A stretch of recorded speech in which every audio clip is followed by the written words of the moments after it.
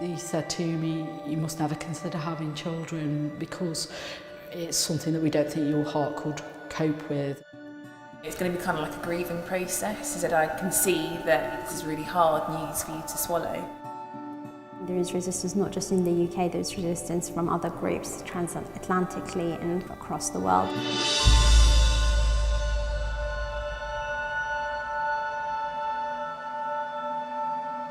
Can you remember what happened on the day that you had your heart attack? I woke up about 8 o'clock in the morning and I felt very, very, very poorly. I put my hand to my head and I was drenched in sweat. And it was like someone had got hold of my jaw, like someone was, no chest pain, but it was jaw. Someone got me like that and I knew straight away it was a heart attack. Without a shadow of a doubt. It was definitely I was definitely very poorly and I felt like I was dying. There's no doubt in my mind whatsoever. Despite being a healthy 30-something, Hayley had a heart attack in 2009. So I can remember saying to them, am I dying? Because I was aware that nothing was working and I said to them, am I dying? And they just kept saying, we're trying everything we can, but nothing is working. I was aware that my husband was on the way. Mum and Dad, and I was trying to be brave for them. So if I was going to die, I wanted them to know that I was okay. So I was laughing and joking to make them think I was okay, when really I was really frightened, but I was just, if I was going to go, I wanted them to know that I was still laughing when I went. She didn't know it at the time, but Hayley had suffered a spontaneous coronary artery dissection, or SCAD. It's a rare condition, but is the leading cause of heart attacks in young women. Part of a blood vessel wall supplying the heart tears, reducing the amount of blood getting to the heart and stopping it from working. The exact cause isn't known, but many cases seem to be connected to pregnancy, although that wasn't the case for Hayley. Hayley recovered from her heart attack, but was told that her life plans would have to change. When I saw the doctor and he said, we don't know why this has happened, we don't know what this is an out of the blue heart attack. What we suggest is you take things very easy and you never have children. Your heart would not sustain the ability for you to have children. It's risky for you to have children. Determined not to be defined by the condition, Hayley got fit and has run several marathons.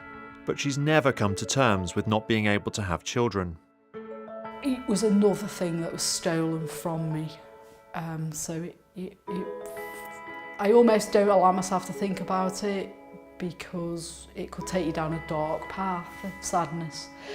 So I don't allow myself to dwell on it, but it was sadness, and I felt less of a person, less of a woman, more of a failure, more faulty, like I was faulty. I'm a faulty person, I'm not whole. It's just sad, really. Hayley's experience is not unusual. Many women that have had SCAD are told not to risk getting pregnant. Like Hayley, many are put off having children. Victoria had her heart attack a few weeks after having her second baby. She'd felt ill and was told she needed surgery. That night was awful. It was absolutely awful. And yeah, you almost just feel like I'm so fragile. Like, could I, as you just said, like, could I just drop dead? What if I die before they get me into surgery? I would have that nightmare over and over again where I was in the garden with the children and I was just literally lying there and my daughter was screaming in the garden. It was absolutely terrible. And that took quite a long time to go, that nightmare. It really was horrible. After successful surgery and time recovering, Victoria is keen to try for another baby, but she says her original doctors have warned her not to.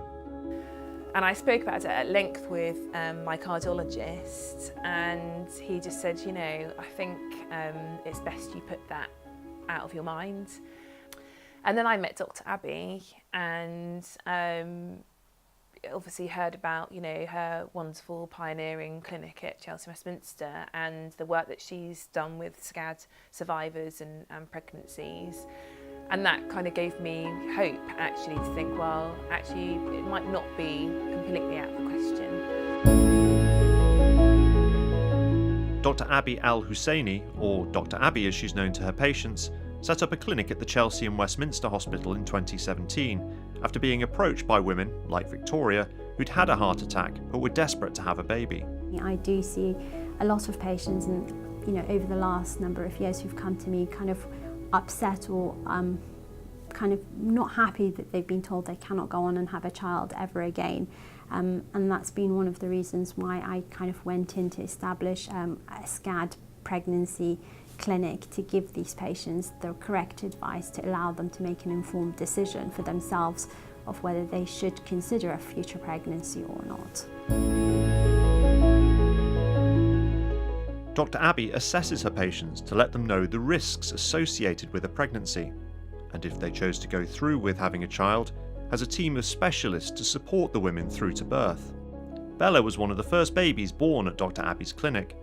She's mum Julie Murphy's second baby after she had her heart attack after coming back from her honeymoon. I couldn't even walk up the stairs when I came home from hospital. That was really difficult to get my head around.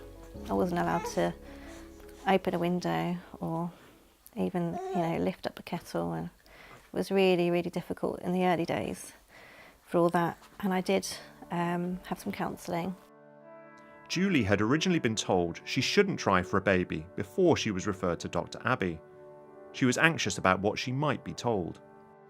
Was worried that they would say there's no possibility, or it would be too dangerous for us to try to have a baby, that it might mean that I'm putting my life at risk.